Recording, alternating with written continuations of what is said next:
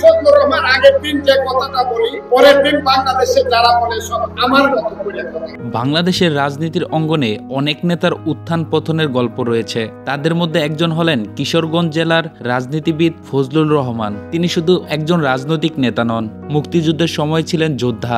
জীবনের প্রতিটি অধ্যায়ে তিনি দেখিয়েছেন লড়াই এবং সংগ্রামের চিত্র, আর সেই কারণেই আজ তার নাম আলোচিত।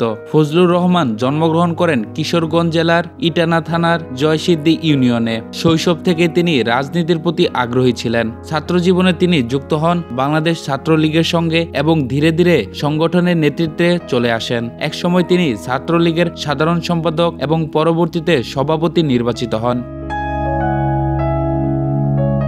1971 সালের মুক্তিযুদ্ধ শুরু হলে তিনি সক্রিয়ভাবে যুদ্ধে অংশ নেন। কিশোরগঞ্জে মুজিব বাহিনীর নেতৃত্বে তিনি ছিলেন। সেই সময় তার সাহসিকতা ও নেতৃত্ব অনেক মুক্তিকামী মানুষকে অনুপ্রাণিত করেছিল। মুক্তিযুদ্ধের স্মৃতি তার জীবনে সবচেয়ে গুরুত্বপূর্ণ অধ্যায়গুলির একটি।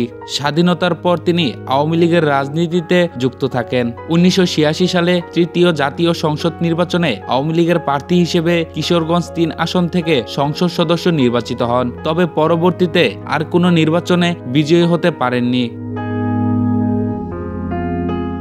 রাজনীতির পথে ফজলুর রহমানকে বারবার দল পরিবর্তন করতে দেখা যায়। 1996 সালে তিনি স্বতন্ত্র প্রার্থী হিসেবে নির্বাচনে অংশ নেন, কিন্তু পরাজিত হন। 2001 সালের নির্বাচনে তিনি কৃষক শ্রমিক জনতা লীগের প্রার্থী হন, কিন্তু সেখানেও সাফল্য পাননি। অবশেষে তিনি বাংলাদেশ জাতীয়তাবাদী দল বিএনপির সঙ্গে যোগ দেন। বর্তমানে তিনি কিশোরগঞ্জ জেলা বিএনপির সভাপতি এবং বিএনপির চেয়ারপারসন বেগম খালেদা জিয়ার রাজনৈতিক উপদেষ্টা হিসেবে দায়িত্ব পালন করছেন।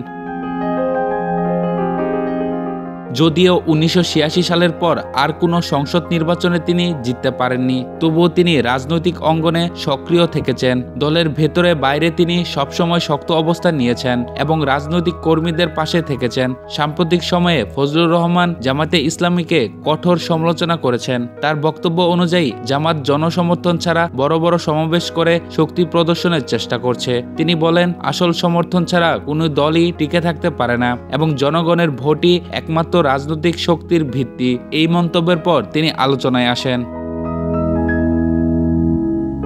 ফজলুর রহমানের রাজনৈতিক জীবনে যেমন রয়েছে উত্থান, তেমনই রয়েছে পতন। তিনি ছাত্র রাজনীতি দিয়ে যাত্রা শুরু করে মুক্তিযুদ্ধের নায়ক হয়েছেন, সংসদ সদস্য হয়েছেন, আবার একাধিক নির্বাচনে পরাজিত হয়েছেন। তবুও তিনি তার রাজনৈতিক আদর্শ ও লড়াই থামাননি। আজকের বাংলাদেশের রাজনীতি অনেকটা পাল্টে গেলেও ফজলুর রহমান এখনো মাঠে সক্রিয়। তার জীবন কাহিনী তরুণ প্রজন্মের কাছে রাজনীতি সংগ্রাম, আত্মত্যাগ আর নেতৃত্বের এক অনন্য উদাহরণ।